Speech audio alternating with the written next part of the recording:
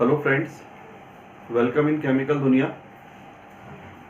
हम यहाँ पर जो है आपको कोलाइडल सॉल्यूशन प्रिपेयर करने के मेथड बता रहे थे और दो मेथड मैंने आपको पिछले वीडियो में बताए। उसके बाद अगला जो हमारा मेथड आता है डिस्पर्शन मेथड में, थर्ड जो तरीका था उसका है पेप्टाइजेशन।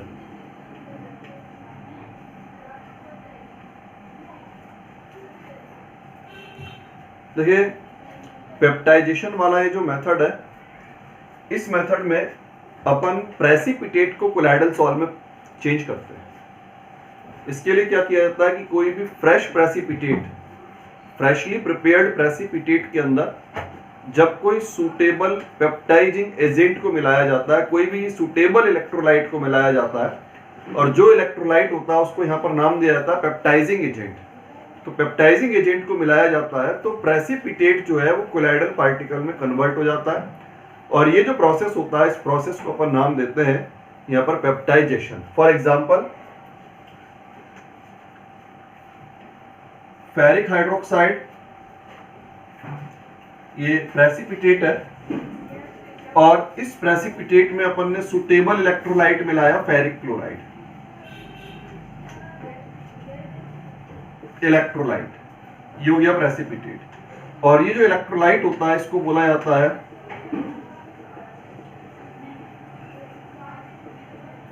Peptising agent. तो अब क्या होता है कि ये जो आपका प्रेसिपिटेट था, प्रेसिपिटेट इस इलेक्ट्रोलाइट के कांटेक्ट में आने पर ये आपका कोलाइडल सॉल्यूशन में कन्वर्ट होता है, और प्रेसिपिटेट का कोलाइडल सॉल्यूशन में कन्वर्ट होने का जो प्रोसेस है उस प्रोसेस को नाम दिया जाता है पेप्टाइजेशन। अब ये बात आती कि भाई किस तरह से कन्वर्ट हुआ, क्यों कन्वर्ट हुआ। इसका एक्चुअली रीजन ये होता है कि जो प्रेसिपिटेट के पार्टिकल्स होते हैं वो प्रेसिपिटेट पार्टिकल्स आपके इलेक्ट्रोलाइट में से किसी एक पर्टिकुलर आयन को अपनी सरफेस के ऊपर एब्जॉर्ब कर लेते हैं। नॉर्मली कॉमन आयंस जो होते हैं उन कॉमन आयंस को सरफेस के ऊपर एब्जॉर्ब किया जाता है। अब जैसे फेरिक हाइड्रोक्साइड है, फेरिक क्लोराइड है, तो दोनों में कॉमन जो दिखाई पड़ रहा है वो फेरिक आयन कॉमन है। तो ऐसी कंडीशन में जो कॉमन आयंस होते हैं उन कॉमन आयंस का एड्सॉर्प्शन होता है, और कॉमन आयंस के एड्सॉर्प्शन पर सारे के सारे प्रेसिपिटेट पार्टिकल उन पर सेम चार्ज क्रिएट होगा, और सेम चार्ज की वजह से उनमें आपस में रिपल्शन चालू हो जाता है, और रिपल्शन की वजह से वो प्रेसिपिटेट पार्टिकल एक दूसरे से अलग अलग हो जाते हैं। और प्रेसिपिटेट जब छोटे छोटे पार्टिकल्स में टूटता है तो वो आपका टूटने के बाद कोलाइडल पार्टिकल में कन्वर्ट होता है। तो यही प्रोसेस जो होता है इसको आप नाम देते हैं पेप्टाइजेशन। और जो रिमेनिंग इलेक्ट्रोलाइट आयंस होते हैं वो आपके मीडियम में रहते हैं।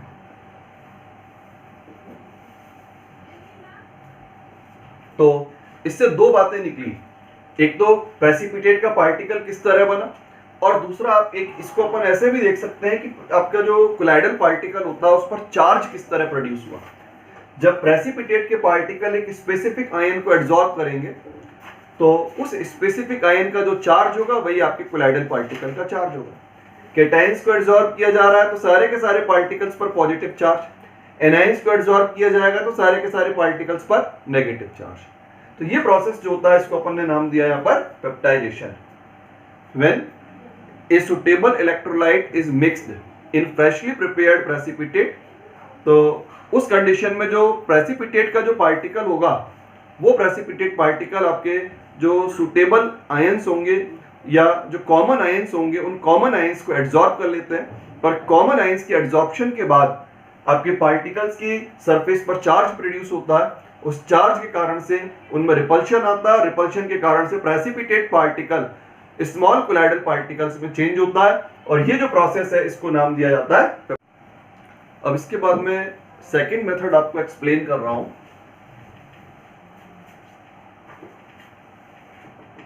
Condensation method. देखिए, जो कंडेंसेशन मेथड है, इस कंडेंसेशन मेथड में जो है आपके स्मॉल पार्टिकल्स होते हैं। स्मॉल पार्टिकल मतलब जिनका साइज जो होता है वो ट्रू सॉल्यूशन वाले पार्टिकल का साइज होता है, मींस लेस देन 1 नैनोमीटर। तो जब सॉल्यूशन के अंदर सॉल्यूट पार्टिकल का साइज लेस देन 1 नैनोमीटर है, तो ऐसे छोटे पार्टिकल आपस में जब ग्रुपिंग करते हैं और उस ग्रुपिंग के बाद बड़े कोलाइडल पार्टिकल्स को प्रिपेयर करते हैं, तो इस कंडीशन में हम मेथड को बोलते हैं कंडेंसेशन मेथड। अब ये कंडेंसेशन मेथड भी आपका दो तरीके का होता है। एक तो आता है इसमें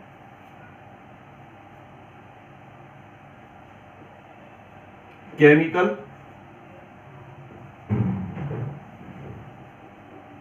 कंडेंसेशन और दूसरा आता है फिजिकल कंडेंसेशन।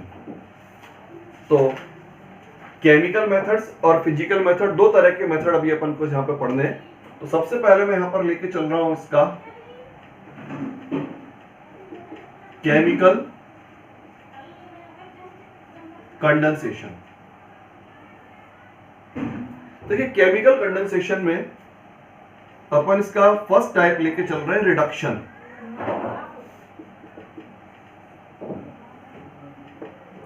देखिए जो रिडक्शन मेथड होता है, ये रिडक्शन मेथड आपका मेटल्स के कोलाइडल सॉल्व को प्रिपेयर करने में काम में लिया जाता है। फॉर एग्जांपल आपका Ag, Au, Pt, इस तरह के जो मेटल होते हैं, इन मेटल्स के कोलाइडल सॉल्व को प्रिपेयर करने के लिए हम ये रिडक्शन मेथड काम में लेते हैं। इस मेथड में करना क्या है, आपको ये जो मेटल्स है, इन मेटल का सॉल्ट लेना और इन मेटल के सॉल्ट का सूटेबल रिड्यूसिंग एजेंट के थ्रू अपने को रिडक्शन करवाना है। सूटेबल रिड्यूसिंग एजेंट के थ्रू यहां पर इसमें रिडक्शन करवाना है। और इसमें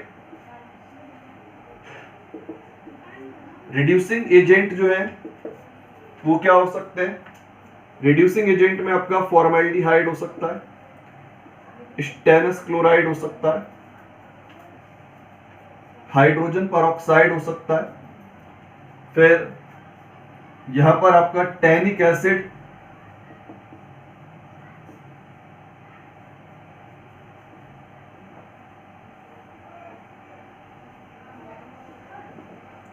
ये आपके जो है यहां पर सूटेबल रिड्यूसिंग एजेंट का काम करते हैं। अब जैसे मैं आपको कुछ एग्जांपल दे रहा हूं, एग्जांपल में जैसे आपका AuCl3 ऑरिक क्लोराइड। अब ऑरिक क्लोराइड का रिडक्शन अपन ने करवाया यहां पर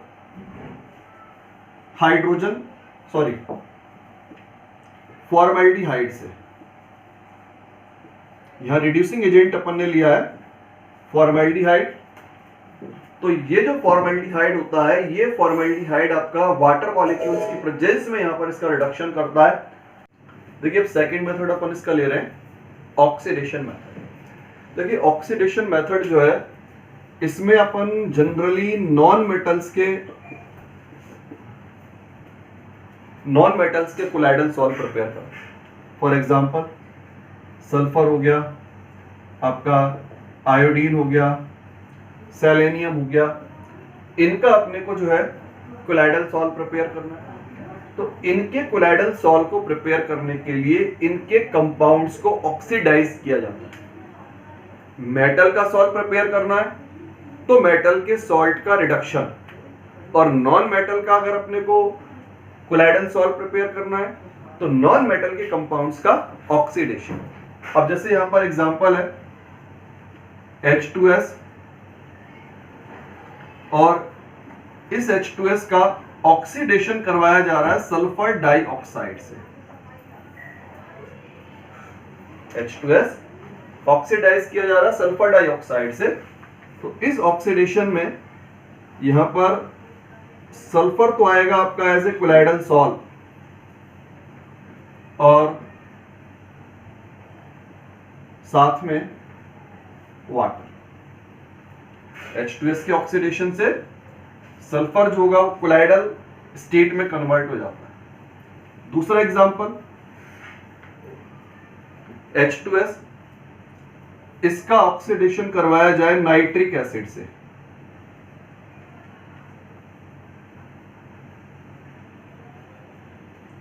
ये आपका नाइट्रिक एसिड है। नाइट्रिक एसिड भी एक स्ट्रॉन्ग ऑक्सीडाइजिंग एजेंट होता है। तो जब आप इसको नाइट्रिक एसिड से ऑक्सीडाइज करवाते हैं तो नाइट्रिक एसिड इसका ऑक्सीडेशन करेगा और सल्फर को देगा आपको वही कोलाइडल स्टेट में। साथ में जब इसका रिडक्शन होगा तो रिडक्शन के बाद नाइट्रोजन डाइऑक्साइड प्लस वाटर। तीसरा एग्जांपल है सोडियम थायोसल्फेट Na2S2O3। इसे बोला जाता है सोडियम थायोसल्फेट।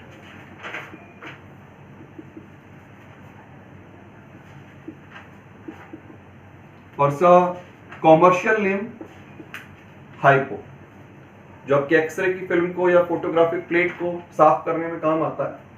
हाइपो इसका कॉमर्शियल नेम होता है। इसकी रिएक्शन करवाई आपने HCl के साथ। जब HCl के साथ इसकी रिएक्शन करवाई जाती है, एक तो मिलेगा आपको NaCl, एक मिलता है आपको सल्फर डाइऑक्साइड। सल्फर आपको मिलेगा यहां पर कोलाइडल स्टेट में, ये अपन अंडरलाइन कर रहे हैं, ये हमें यहां पर कोलाइडल स्टेट में मिलता है। और साथ में वाटर। तो इस तरह से यहां पर H2S को ऑक्सीडाइज करवाकर हम सल्फर को कोलाइडल स्टेट में यहां पर ले सकते हैं। फिर इसके बाद H2SE selenium hydride oxidising agent का काम कर रहा है यहां पर ऑक्सीजन। और सेलेनियम आपको यहां पर मिलेगा एज ए कोलाइडल स्टेट, साथ में वाटर। तो इस तरह अपने को सेलेनियम का कोलाइडल सॉल्व मिल जाएगा। आयोडीन का कोलाइडल सॉल्व बनाने के लिए अपन HI का ऑक्सीडेशन करवाया जाता है आयोडिक एसिड की हेल्प से। अगर HI को ऑक्सीडाइज किया जाए आयोडिक एसिड से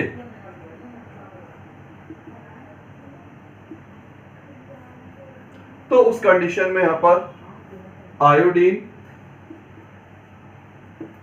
कोलाइडल स्टेट में मिलता है। तो ये अपना जो है ऑक्सीडेशन मेथड के कुछ एग्जांपल थे। ऑक्सीडेशन मेथड में अपन यहां पर नॉन मेटल के कंपाउंड्स को ऑक्सीडाइज करवा रहे हैं। ऑक्सीडाइजिंग एजेंट में अपन ने यहां सल्फर डाइऑक्साइड लिया है, नाइट्रिक एसिड लिया है, HCl लिया है, ऑक्सीजन लिया है, आयोडिक एसिड लिया है।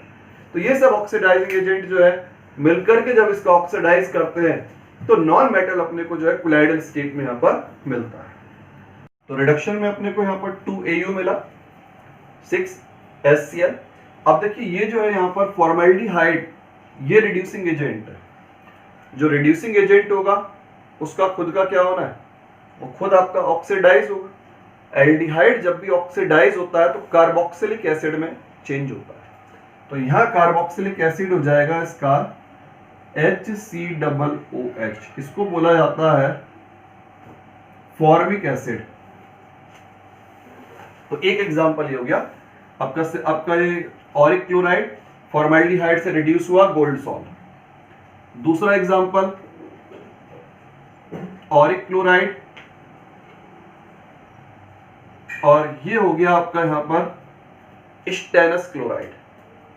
स्टेनस क्लोराइड यहां पर जो है एक रिड्यूसिंग एजेंट का काम कर रहा है। और गोल्ड सॉल्ट प्लस, अब ये रिड्यूसिंग एजेंट मींस खुद ऑक्सीडाइज होगा और आफ्टर ऑक्सीडेशन ये चेंज होता है स्टेनिक क्लोराइड। फिर इसी तरह से तीसरा एग्जांपल HAuCl4। इसको बोला जाता है क्लोर ऑरिक एसिड। क्लोर ऑरिक एसिड। और रिड्यूसिंग एजेंट में यहां पर रिड्यूसिंग एजेंट हो गया आपका हाइड्रोजन परऑक्साइड।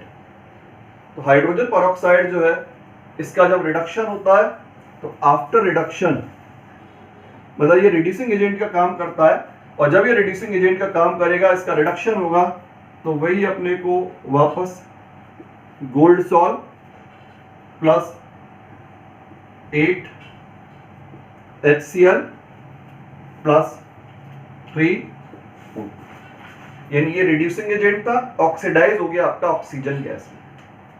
फिर नेक्स्ट एग्जांपल है PtCl2, platinum chloride, reducing agent formaldehyde in the presence of water.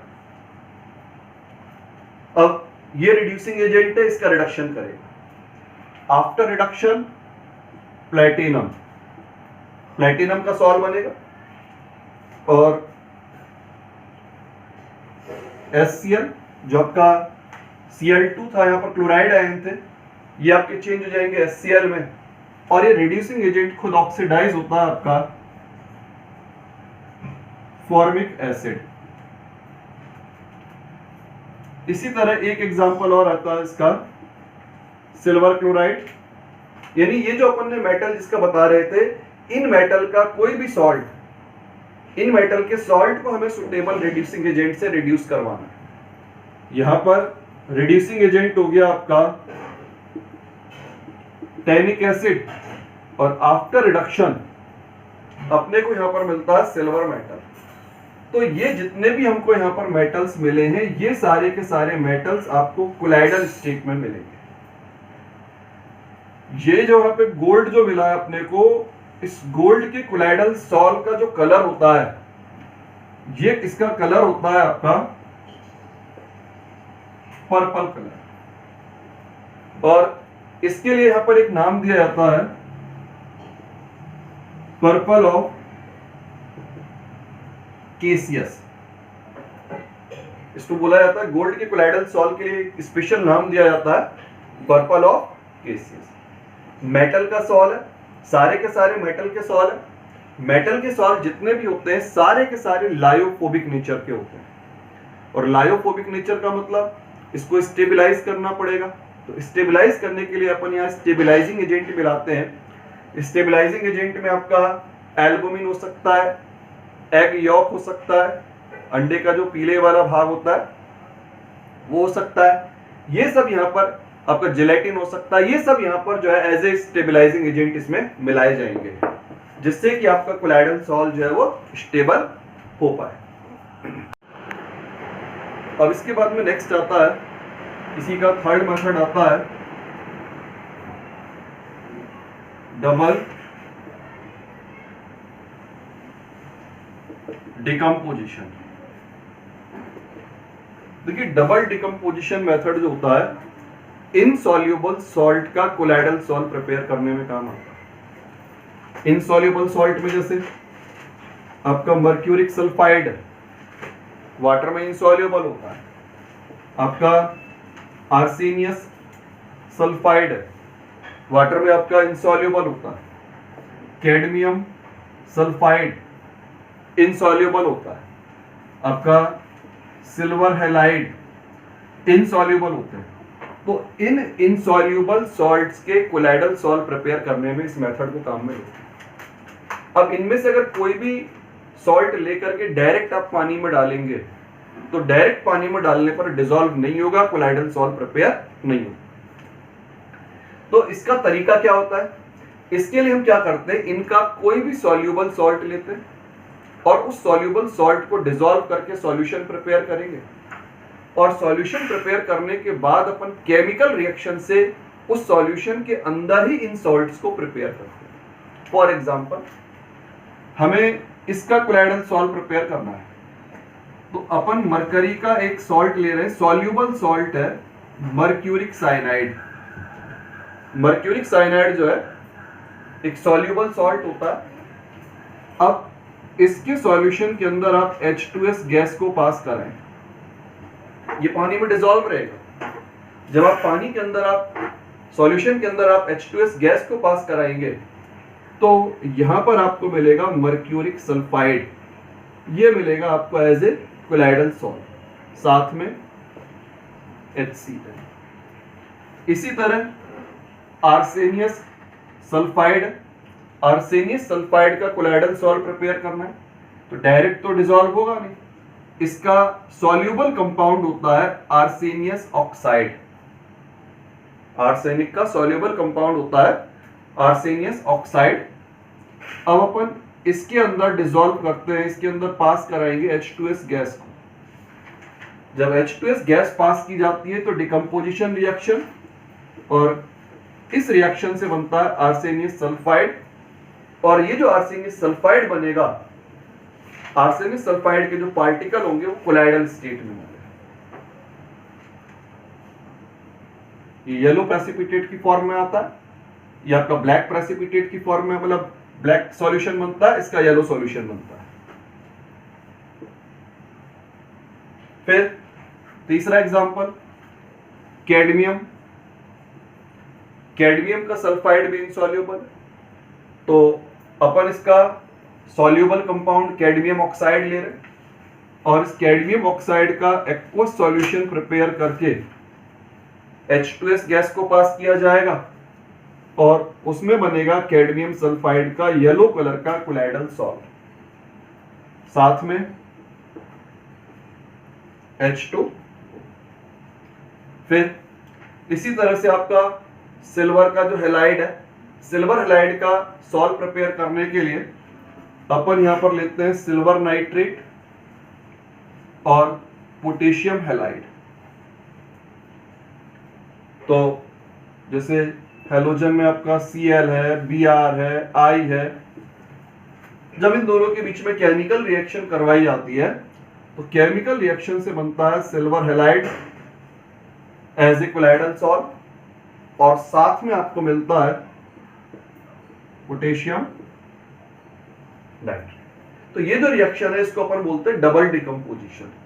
Double decomposition में क्या होता है, दोनों के कैटायन और एनायन आपस में एक्सचेंज होते हैं। जैसे यहाँ पर एनायन है साइनाइड आयन, तो रिएक्शन के बाद सल्फाइड आयन जो है एज ए एनायन आ जाएगा, यहाँ पर सल्फाइड की जगह साइनाइड चला जाएगा। तो इस तरह ये रिएक्शन आपकी डबल डिकम्पोजिशन रिएक्शन है, दोनों के कैटायन और एनायंस का आपस में एक्सचेंज हो जाता है। और ये सब कुछ सॉल्युबल होता है, ये डायरेक्टली इनसॉल्युबल है, लेकिन जब अपन इसको केमिकल रिएक्शन के थ्रू सॉल्यूशन के अंदर प्रिपेयर करते हैं तो कोलाइडल स्टेट में अपने को यहाँ पर मिलता है।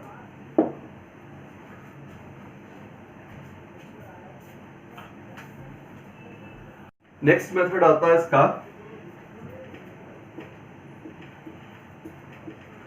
हाइड्रोलाइसिस। हाइड्रोलाइसिस मेथड जो होता है ये जनरली मेटालिक हाइड्रोक्साइड्स के कोलाइडल सॉल्ट प्रिपेयर करने में काम होता है। For example ferric hydroxide salt, aluminium hydroxide salt,